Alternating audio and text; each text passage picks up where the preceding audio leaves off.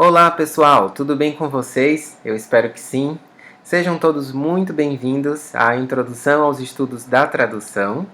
Essa é uma proposta de capacitação da Spell Júnior Assessoria em Língua Inglesa. Como vocês sabem, esta é uma empresa júnior do curso de Letras em Inglês da UFESA.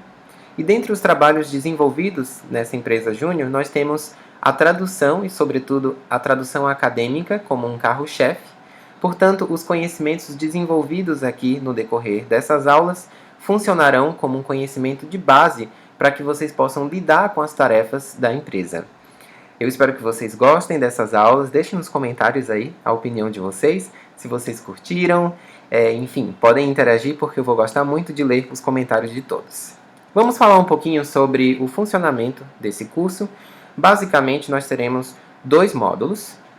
No módulo 1, eu trarei uma discussão introdutória que acontecerá em língua portuguesa através de aulas nesse formato que vocês já estão começando a experimentar aqui agora, que são aulas em vídeo.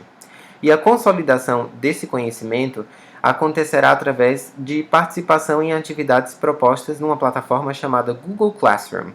Logo depois de encerrada essa aula, a gente vai disponibilizar para vocês por e-mail o link do Google Classroom e lá vocês vão ter acesso às atividades que serão propostas e a outros materiais de base que vocês vão precisar estudar. Bom, no módulo 2, aí nós já vamos aprofundar um pouco mais a nossa discussão e nesse momento as atividades acontecerão em língua inglesa. Basicamente, vocês farão a leitura de um material de referência e participarão em atividades também propostas na mesma plataforma, no Google Classroom.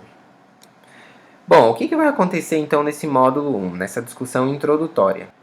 Primeiramente, nós vamos desconstruir alguns mitos, falar sobre mitos e verdades que dizem respeito ao trabalho da tradução. Vamos abordar uma perspectiva histórica sobre a tradução e falar um pouco da relação entre tradução, língua e cultura. Em seguida, no módulo 2, vamos falar sobre definições e tipos de tradução, abordar as teorias da tradução em duas perspectivas, primeiramente numa perspectiva histórica e depois vamos tratar das abordagens comuns. E por fim, nós vamos falar sobre estratégias de tradução e interpretação. Como vocês podem perceber, então o curso é uma perspectiva introdutória, essencialmente teórica. Mais à frente nós teremos um outro curso com um viés mais prático, no qual vocês vão participar de oficinas de prática de tradução. Vamos começar então as nossas discussões do módulo 1. Vamos falar então sobre alguns mitos e algumas verdades sobre o trabalho da tradução. Eu gostaria de começar falando sobre o status da nossa língua portuguesa no mundo. A língua portuguesa é falada com variações por cerca de 240 milhões de pessoas ao redor do mundo, distribuídas em 4 dos 5 continentes. Apesar disso, ela não está no topo das línguas maternas mais faladas no mundo. O português é a 6ª língua materna mais falada. Ela fica atrás de algumas línguas que eu acredito que vocês talvez nunca tenham nem escutado. Vamos fazer o teste? Olha aí, em primeiro lugar nós temos mandarim, com 874 milhões de falantes nativos. Em seguida nós temos o hindi, com 366 milhões. Depois espanhol, 358 milhões. Inglês, 341 milhões. E por fim, bengali, com 289 milhões de falantes nativos. E aí, vou lançar um desafio para vocês. Será que vocês conhecem alguma palavra nesses 5 idiomas mais falados? Deixa aí nos comentários, compartilha com a gente. Com relação à nossa proposta de desconstruir mitos, é importante que a gente tenha em mente o seguinte: não é o fato de uma língua ser falada por muitas pessoas que faz com que ela seja mais importante. Bom, se fosse assim, o mandarim e o hindi seriam os idiomas dos negócios e ensinados em todas as escolas. Vocês não concordam? Gente, a dimensão política e o poderio econômico dos países de língua inglesa que fazem com que esse idioma conserve a importância que tem no plano internacional e seja considerado uma língua franca, tanto nas transações comerciais quanto também na esfera diplomática. Esse termo língua franca ele não é novidade para vocês, inclusive em nossas aulas nós já falamos um pouco sobre isso. Mas trazendo aqui uma breve definição, língua franca é como chamamos a língua de contato ou de relação que assumem num determinado período histórico ou numa determinada região, importância especial nas relações de contato e nas comunicações entre grupos ou membros de grupos linguisticamente distintos para o comércio internacional e outras formas de interação. A gente vai entender língua franca, então, não como uma variedade do inglês, mas como uma prática social. Portanto, falar sobre inglês como língua franca significa dizer que o inglês, por ser uma língua global, vai assumir características específicas nas diferentes práticas sociais onde aquela língua vai se materializar. Nós temos aí muitos teóricos que falam tanto de definições, conceitos de base, quanto também das implicações pedagógicas sobre inglês como língua franca. E aí eu trago alguns exemplos. A Jennifer Jenkins, que foi a teórica que começou os estudos em inglês como língua franca, e até hoje o grupo de pesquisa dela participa ativamente de congressos mundiais. Também temos a Barbara Seidhofer. Ela é uma professora da Universidade de Viena e se interessa pelo tema, participa desses mesmos congressos mundiais juntamente com a Jennifer Jenkins. E no Brasil nós temos um grande desenvolvimento aí da professora Thelma Jimenez, chamado English as a Língua Franca in Teacher Education, então traz basicamente repercussões para o ensino de línguas, que é um volume muito interessante. Eu tenho e posso repassar para vocês textos desses volumes, caso vocês tenham interesse em pesquisar mais sobre o assunto.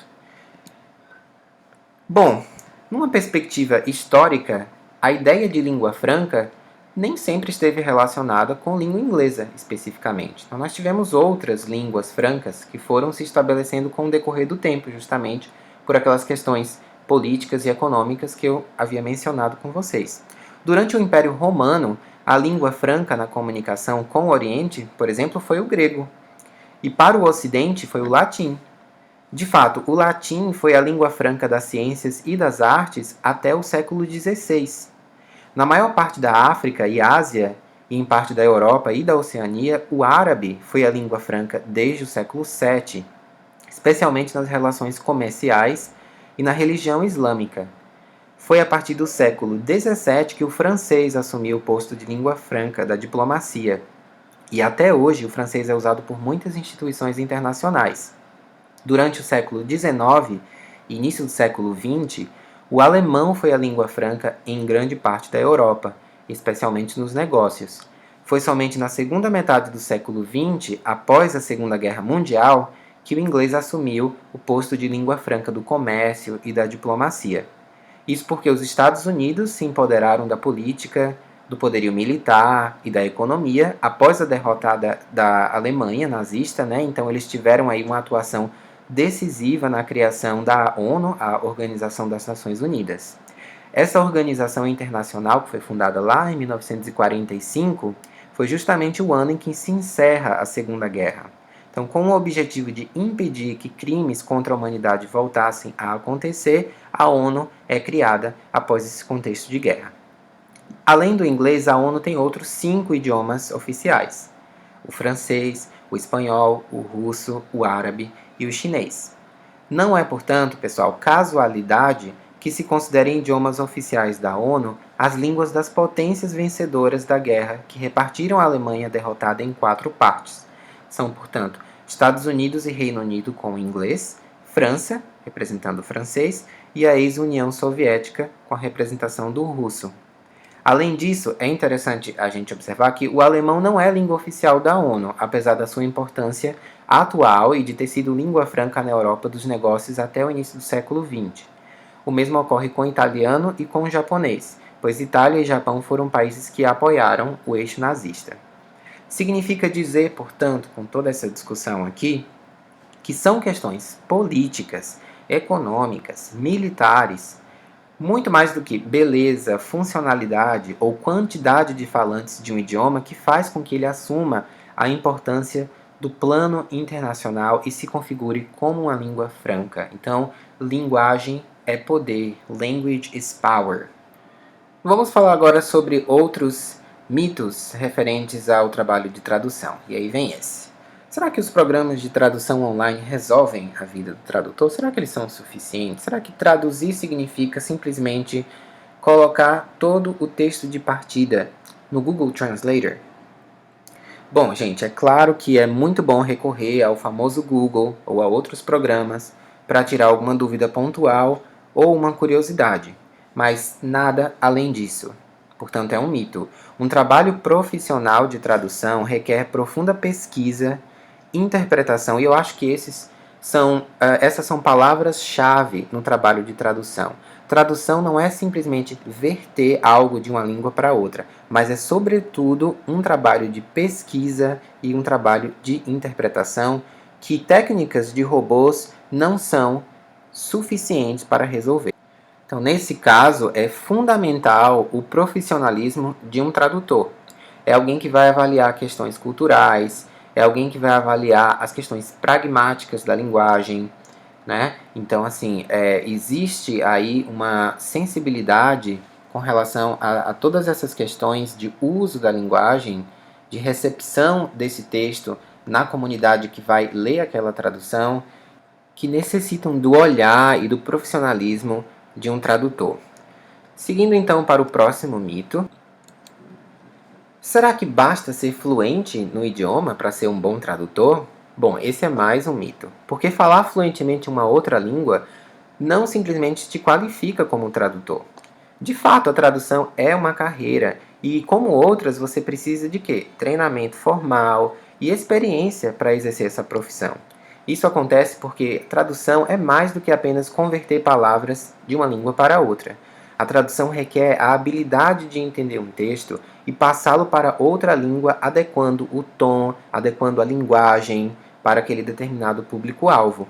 Esse trabalho implica não só no entendimento da língua, ou seja, não é só a competência linguística que está em voga, mas também a cultura de seus falantes e muitas vezes conhecimento de um campo específico, como medicina ou como língua jurídica, o que mesmo para nativos não pode ser tão fácil de compreender. E aqui a gente acaba problematizando um pouco aquele mito do falante nativo, não é? Ou seja, não basta ser fluente para ser tradutor, assim como não basta ser fluente para ser professor de uma língua. É preciso que haja todo o desenvolvimento profissional desse ser, desse sujeito. Será que a interpretação faz parte da tradução? Essa é uma verdade. Quando falamos em tradução, não necessariamente estamos nos referindo à literalidade. Essa é uma das questões que traz muita confusão, porque quando a gente começa a traduzir, qual é a nossa perspectiva principal? Eu preciso me manter literal ao texto. Mas em vários momentos é necessário que a gente faça escolhas que fogem da literalidade do texto para que nós tenhamos aí acertos de tradução naquele contexto de chegada. Então é parte de uma excelente tradução o intérprete ou tradutor entender o contexto da fala ou texto e transmitir ao receptor a mensagem de forma equilibrada e que faça sentido. Isso só é possível quando o tradutor entende as diferenças linguísticas. As famosas expressões, por exemplo, que fazem sentido em um idioma, mas não fariam qualquer sentido em um outro. Vocês devem ter vários exemplos. Deixem aí nos comentários também alguns exemplos de provérbios ou expressões da língua portuguesa ou da língua inglesa que fazem sentido em uma, mas não em outra língua, se nós traduzíssemos de forma literal. Eu acho que vocês devem ter alguns exemplos interessantes para compartilhar. Se isso não fosse respeitado, então se toda essa questão cultural não fosse respeitada, o problema poderia ser enorme. Eu lembro de uma vez em que eu estava assistindo um filme e de vez em quando a gente vê esses erros acontecendo em legendagem, por exemplo. E aí tinha a cena de um filme em que a mulher falava My water broke. E na legenda apareceu o encanamento quebrou. Quando ela quis dizer em inglês que a bolsa havia rompido porque ela estava grávida. Não é? Então, my water broke. Literalmente nós teríamos minha água quebrou. Foi traduzido como o encanamento quebrou, mas na verdade o que a personagem queria dizer é que a bolsa havia rompido. Olha só que problemão de tradução. Nas palavras de uma tradutora chamada Eliana Bueno Ribeiro, ela diz o seguinte: escrever é traduzir e traduzir é escrever. Portanto, quando você traduz, você inventa.